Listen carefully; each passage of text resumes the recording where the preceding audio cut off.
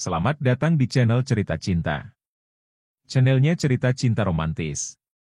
Sebelum lanjut mohon dukungannya dengan like dan subscribe dulu. Perselingkuhan liar suamiku, bagian ke-11. Merelakan si kecil. Lina terdiam, memikirkan perkataan majikannya, ia tampak bimbang sekarang. Di sisi lain ia sangat menyayangi anaknya, tapi, di sisi lain Hafiza akan bahagia jika diadopsi sama majikannya. Aduh gimana ini, aku harus berkata apa, gumamnya. Akhirnya Lina pun memutuskan untuk tidak langsung mengambil keputusan. Bibi pikir-pikir dulu ya. Ucapnya seraya tersenyum.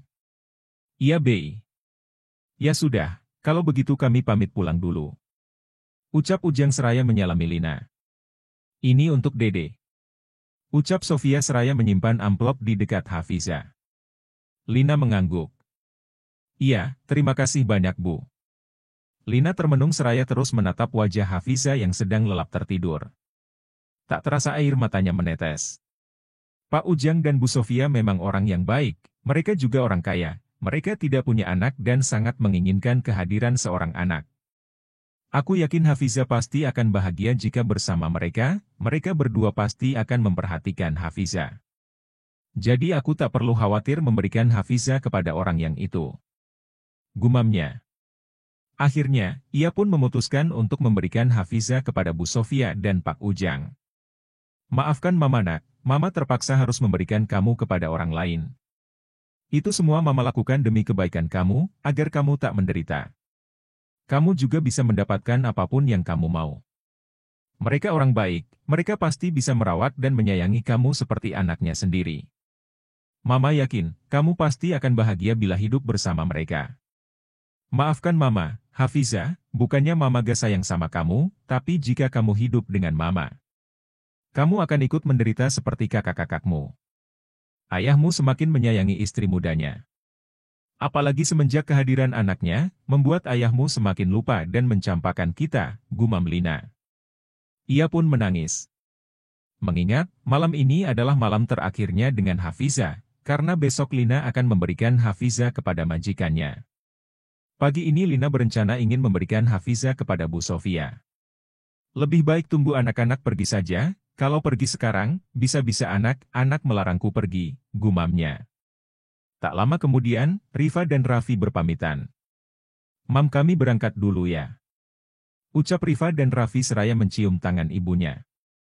Iya nak, kalian hati-hati di jalan ya, pesan Lina. Setelah anak-anaknya berangkat sekolah, Lina bergegas menggendong Hafiza dan membawa perlengkapan bayi untuk salin Hafiza. Tok, Assalamualaikum. Ucap Lina seraya celingukan mencari keberadaan majikannya. Sofia sedang menonton televisi. Tiba-tiba saja ia terdiam, ketika mendengar suara dari luar. Kayak ada tamu, gumamnya. Seraya berlalu pergi menuju pintu. Waalaikumsalam, jawab Sofia. Sofia tersenyum ketika melihat kedatangan Lina. Bei Lina. Silahkan masuk Bei, ajaknya. Sofia terus memperhatikan tas yang Lina bawa. Ia baru sadar kalau Lina datang membawa tas. Ngomong-ngomong, kenapa Bibi datang ke sini membawa tas? Lina menunduk. Ya Allah, sebenarnya hamba gak sanggup jika harus berpisah dengan anak hamba, gumamnya. Sedih, itulah perasaannya saat ini. Hanya saja ia mencoba untuk tak menangis di hadapan majikannya. Ujang tersenyum. Ada Bibi, ada apa Bei? Tanya Ujang seraya duduk di samping istrinya. Bibi datang ke sini, untuk memberikan Hafiza kepada Bu Sofia dan Pak Ujang. Setelah semalaman Bibi berpikir, memang sebaiknya Hafiza dirawat ibu dan bapak. Mengingat, ayahnya selalu fokus kepada istri muda dan anaknya. Sehingga kami menjadi semakin tersisih. Maka dari itu, Bibi memutuskan untuk memberikan Hafiza kepada ibu dan bapak saja, karena jika bersama Bibi, Hafiza akan menderita. Ucapnya sendu. Lina berdiri dan menyerahkan Hafiza dan tas yang dibawanya kepada Sofia. Sofia pun tersenyum, seraya menerima Hafiza dengan senang hati. Sofia terus menatap wajah Hafiza yang menggemaskan, ia sangat bahagia sekarang. Akhirnya keinginannya untuk mempunyai seorang anak terkabul. Alhamdulillah ya Allah, terima kasih ya, Bei. Bibi tenang saja, meski Hafiza tidak terlahir dari rahimku, tapi aku akan menyayanginya layaknya anak sendiri. Ucap Sofia seraya mencium pipi Hafiza. Ujang tersenyum ketika melihat raut bahagia istrinya. Ia pun tak kalah bahagianya dengan Sofia. Ujang sangat bersyukur akhirnya keinginannya terkabul. Terima kasih ya, Bi. Kami akan merawat dan menyayangi Hafiza dengan sepenuh hati. Ucapnya, seraya mendekati istrinya dan ikut mencium pipi anak angkatnya. Bibi percaya, bapak dan ibu orang yang baik. Kalian pasti bisa menyayangi Hafiza dengan sepenuh hati. Kalau begitu Bibi pamit pulang. Buru-buru amat Bi, tanya Ujang. Takut keburu Kang Maman pulang, dustanya, padahal sebenarnya ia tak kuasa ingin menangis. Ya sudah, Bibi pulang dulu ya. Assalamualaikum, ucap Lina seraya bangkit dan hendak pergi. Waalaikumsalam. Balas Maman dan Sofia berbarengan. Di jalan, Lina tak kuasa menahan air matanya, tak terasa air matanya menetes. Sepanjang perjalanan ia terus melamun, Lina kembali teringat putrinya yang baru saja ia berikan kepada orang lain. Sejujurnya ia tak ikhlas jika harus memberikan putrinya kepada orang lain. Mengingat, Lina telah merawatnya selama 9 bulan, sewaktu masih dalam kandungan, dan melahirkannya dengan susah payah. Tetapi setelah lahir mereka harus terpisah karena keadaan. Maafkan Mama nak, bukannya Mama tega. Hanya saja Mama terpaksa melakukannya. Ini semua Mama lakukan demi kebaikan kamu sayang, gumamnya. Sepanjang perjalanan ia membiarkan air matanya terus menetes. Assalamualaikum. Ucap Rifa dan Raffi seraya memasang raut wajah lesunya. Setiap pulang sekolah Raffi dan Rifa memang selalu kelelahan, mengingat jarak antara rumah dan sekolahnya lumayan jauh. Jarak yang seharusnya ditempuh dengan kendaraan, tetapi Rifa dan Raffi menempuhnya dengan berjalan kaki. Mereka sadar dengan keadaan keluarganya. Meski ayahnya berprofesi sebagai seorang sopir, namun, terkadang mereka tak bertemu dengan ayahnya. Sehingga mau tidak mau, mereka harus berjalan kaki. Waalaikumsalam, balas Lina, seraya menyondorkan tangan kanannya. Raffi dan Rifa pun bergantian mencium tangan ibunya. Dede mana, Mam? Tanya Rifa seraya celingukan mencari keberadaan adiknya. Pertanyaan anaknya barusan berhasil membuatnya terdiam dan menunduk. Duh, gimana ini? Bagaimana caranya menjelaskannya kepada anak-anak? Haruskah aku berkata jujur? Ucap Lina dalam hati. Bismillahirrohmanirrohim, ucap Lina dalam hati. Mau tidak mau, ia harus menceritakan semuanya. Dede diadopsi Pak Ujang dan Bu Sofia. Kalian harus ikhlas, ini semua demi kebaikan Dede. Kalian pasti gak mau kan kalau Dede harus ikut menderita bersama kita? Tanyanya. Dek. Perkataan ibunya barusan, berhasil membuat Rifa dan Raffi terkejut. Seketika, tangis Rifa pun pecah. Tidak Mam, Dede gak boleh diadopsi orang, Rifa sayang sama Dede. Ayo Mam kita ambil Dede lagi, Rifa janji akan berjualan keliling lebih giat lagi untuk membeli kebutuhan Dede. Rifa tak berhenti menangis, ia pun terus menarik baju ibunya. Sementara Raffi ia memilih untuk berlalu pergi begitu saja. Ia tak kuat melihat Rifa begitu terpukul dengan kepergian adiknya. Ia memilih untuk masuk ke dalam kamar. Bukannya tak sedih, hanya saja ia malu jika harus menangis di hadapan orang lain. Ia lebih memilih untuk menenggelamkan wajahnya di dalam bantal dan menangis tanpa bersuara. Lina tak kuasa menahan tangis, ketika melihat Rifa meraung-raung menangisi kepergian adiknya. Betapa sayangnya ia kepada adiknya, sehingga ia rela mengorbankan waktu dan tenaganya demi mencukupi kebutuhan adiknya. Enggak nak, biarkan Dede dirawat sama Pak Ujang dan Bu Sofia. Rifa gak mau kan kalau Dede ikut menderita? Mama mohon ikhlasin Dede, agar Dede bisa hidup bahagia. Bujuknya, seraya mengusap lembut pipi anaknya. Rifa berlari menuju kamar. Mengunci pintunya, dengan harapan ibunya tidak bisa masuk. Rifa, buka pintunya. Lina terus membujuk Rifa supaya Rifa mau membuka kunci, tapi usahanya nihil. Rifa tetap tak mau membuka pintu sebelum ibunya membawa adiknya kembali. Perlahan, Rifa membuka mata, perutnya mulai keroncongan.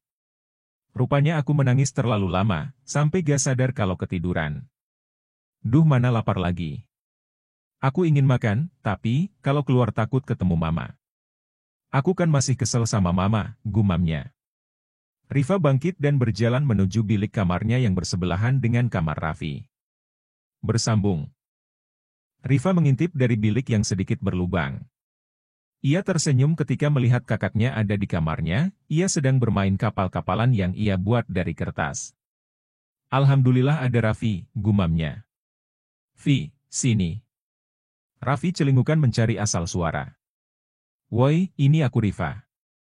Raffi pun mendekat ke asal suara. Apa? Tanyanya. Raffi memang sedikit lemot, ia baru mengetahui bahwa adiknya lah yang memanggilnya. Aku lapar, tolong bawain aku makanan. Enggak ah, ambil sendiri, tolaknya. Ayolah please, aku males keluar, takut ketemu mama. Raffi baru ingat kalau Rifa sedang marah sama mamanya. Ya sudah, tunggu, ucap Raffi. Rifa jingkrak-jingkrak kegirangan ketika melihat kakaknya mau mengambilkan makanan untuknya. Yes, akhirnya aku bisa makan juga. Raffi mengambil mangkuk di rak piring. Ia pun menyendokkan nasi dan menaburkan garam di atasnya. Setelah selesai, ia pun pergi ke kamar Rifa.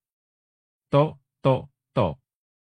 Rifa tak bergeming, ia takut kalau yang mengetuk pintu adalah ibunya. Rif, cepetan buka pintunya, mumpung mama gak ada, bisiknya. Rifa pun bangkit dan bergegas membuka kunci. Nih, sudah aku campur dengan garam, di dapur gak ada lauk. Ucapnya, seraya menyodorkan piring yang berisi nasi kepada adiknya.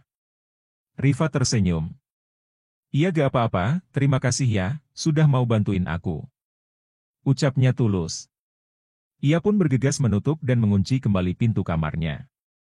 Rifa memang sudah terbiasa makan hanya dengan garam saja. Ia tetap bersyukur, setidaknya sekarang dia sudah bisa membeli beras dan tak lagi meminta makan kepada neneknya. Dulu sebelum mempunyai pekerjaan, ibunya sering tak punya beras. Sehingga untuk makan saja Raffi dan Rifa terpaksa harus berjalan jauh dulu. Pergi ke rumah neneknya dengan berjalan kaki. Malam pun tiba. Maman mengunjungi Lina dan anak-anaknya. Ia sengaja beralasan kepada Endah, agar ia bisa mengunjungi Lina dan anak-anaknya. Ia sudah sangat merindukan anak-anaknya. Mengingat, ia sudah terlalu lama tinggal di kontrakan bersama Endah dan Hafid.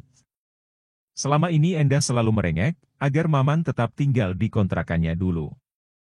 Karena, kalau tidak, Endah mengancam akan memberikan Hafid kepada orang lain. Sehingga membuat Maman tak berkutik.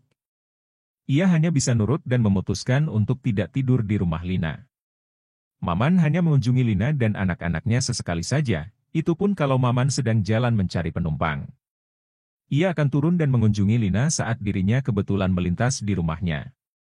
Maman bergegas mencari putri kecilnya, ia merasa sangat berdosa kepada Hafiza, karena ia terlalu banyak menghabiskan waktunya dengan Hafiz daripada Hafiza. Hafiza, ayah pulang. Ucap Maman girang. Lina yang sudah tidur pun, kembali terbangun saat mendengar teriakan suaminya. Ia pun mulai panik. Duh, gawat, Kang Maman datang, bagaimana ini? Pikirnya. Maman bergegas masuk ke dalam kamarnya. Alangkah terkejutnya ia, saat melihat putri kecilnya tidak ada di kamar. Mana Hafiza? Bentaknya. Maman memelototi Lina. Aku kasih ke Pak Ujang dan Bu Sofia, sahut Lina santai. Plak, Maman menampar Lina dengan keras. Apa kamu sudah gila? Bentaknya. Lina memegang pipinya yang terasa perih dan nanas. Tak tahan dengan tingkah laku suaminya, ia pun memberanikan diri untuk menentangnya. Kamu yang gila. Kamu kemana aja? Selama ini kamu hanya mementingkan istri mudamu dan anaknya. Kamu pun bela-belain beli susu untuk anak si Endah itu. Sementara, aku dan anak-anak, kau campakan, kamu lebih mementingkan mereka, sehingga kamu lupa sama aku dan anak-anak.